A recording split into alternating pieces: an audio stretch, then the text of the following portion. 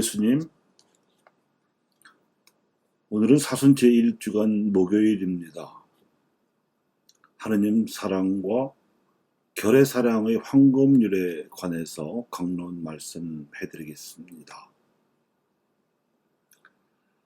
오늘 복음에서 예수님께서 율법과 예언서의 정신으로 가르쳐 주시는 바가 바로 사랑의 황금률입니다. 사랑이란 남이 우리에게 해주기를 바라는 대로 먼저 남에게 해주는 것이라는 가르침이지요.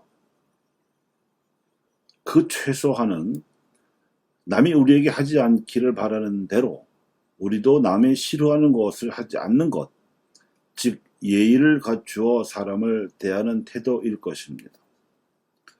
그리고 그 최대한은 남을 위하여 자기 목숨이나 일생을 바치는 것, 즉 생명을 봉헌하는 태도일 것입니다. 특히 이 황금률의 최대한에 있어서 또 최고봉은 하느님을 위하여 자기 목숨을 바치는 순교와 결의와 나라를 위하여 자기 목숨을 바치는 순국, 이 두 가지일 텐데 하느님 사랑과 결의 사랑을 하나로 일치시킨다면 이는 최고봉 중에 으뜸이겠지요. 지국주의 일본인들에게 나라를 빼앗긴 지 10년 만에 2천만 동포가 대한독립만세를 부르며 비무장으로 평화 시위를 벌였던 3.1절을 며칠 앞두고 우리는 오늘 독서에서 하느님 사랑으로 결의를 사랑한 에스테르 이야기를 들었습니다. 페르시아로 끌려가 유배 생활을 하던 중에 뛰어난 미모와 교양 덕분에 유다인이면서도 왕비로 간택된 에스테르는 자신을 아버지처럼 키워준 모르드카이가 알려준 바 간신 하만이 페르시아로 끌려와 있는 유다인들을 죽이고 그 재산을 차지하려 한다는 끔찍한 음모를 전해 듣고는 죽음의 공포에 사로잡혀서 간절한 심정으로 하느님께 기도 바쳤습니다. 오늘 입당성에 나오는 대로 주님 제 말씀에 귀를 기울이소서, 제 탄식을 들어주소서, 저의 임금님, 저의 하느님, 제 기도 소리 귀여겨 들으소서 하는 시편 5장 2, 3절의 기도가 바로 에스테르의 기도였습니다. 그는 하느님께서 모든 민족들 가운데에서 이스라엘을 당신 백성으로 선택하시어 이집트 종살이에서 구해 주셨으며 또한 약속의 땅 가나안으로 이끌어 주셨음에 감사를 드리면서 사자 같은 페르시아 왕 크세르크세스 앞에 나아가서 탄원할 때 함께해 주시기를 청원하였습니다. 당시 페르시아 법으로는 왕이 부르지도 않았는데 나섰다가는 그것만으로도 죽을 수도 있었지만 죽기를 각오하고 나서기로 작정하고는 하느님께 부르짖으며 기도 바쳤습니다. 그랬더니 오늘 화답송 시편 138편의 말씀처럼 주님, 제가 부르짖던 날 당신은 제게 응답하셨나이다 하는 기도대로 유다인들은 살아날 수 있었습니다.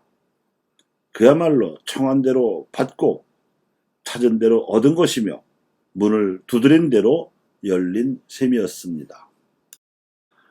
이스라엘 민족을 당신 백성으로 택하신 하나님께서는 일찍이 우리 한민족에게도 드높은 하늘의 기상을 심어주셨으므로 우리 조상들은 천선의식을 지니고 평화를 사랑하는 문화를 일궈왔습니다. 인류 역사상 처음으로 별을 지배하여 농업혁명을 일으켰으며 하늘을 관측하여 천문에 담긴 우주 달력을 만드는 등 뛰어난 창의력을 발휘하여 발달시킨 문물을 주변 민족들에게 전해주었으나 그들은 전해받은 그 문물로 힘을 길러서는 싸움을 걸어오기도 하고 백성들을 괴롭히기도 했지만 우리 민족은 하늘에서 받은 뜻, 즉 홍익인간과 제세 이화의 건국 이념에 따라서 땅과 사람과 문화를 지키는 데 주력했을 뿐 그네들을 침략하거나 약탈한 적이 없었고 종으로 부리거나 괴롭힌 적이 없었습니다.